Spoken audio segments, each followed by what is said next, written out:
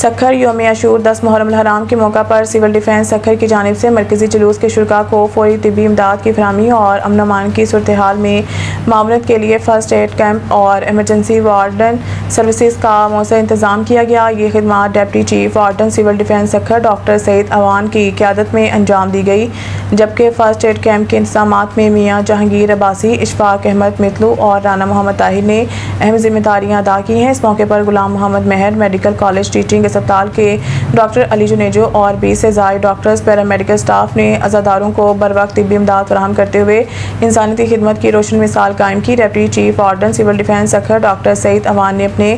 خطاب میں کہا کہ حضرت امام حسین علیہ السلام کی عظیم قربانی ہمیں حق سے غیر مشروط وفاداری اور باطل سے مکمل بیزاری کا درس دیتی ہے۔ انہوں نے کہا کہ سول ڈیفنس کے رضاکار اللہ تعالیٰ کی رضا کے لیے بلا امتیاز انسانیت کی خدمت انجام دیتے ہیں اور محرم الحرام میں قائم کیے گئے فرسٹ ایڈ کیمپ اسی جذبہ خدمت کا عملی مظہر ہیں۔ انہوں نے مزید کہا کہ civil defence emergency warden services کے رضاکاروں نے مرکزی جلوس کے دوران طبی امداد رہنمائی اور متعلقہ اداروں سے مکمل تعاون کے ذریعے امن و امان کی صورتحال برقرار رکھنے میں بھی اہم کردار ادا کیا۔ اس موقع پر سول ڈیفنس سکھر کے گروپ وارڈن محمد احمد شیخ، مختلف شعبہ جات کے انچارج محمد یاسین قمر،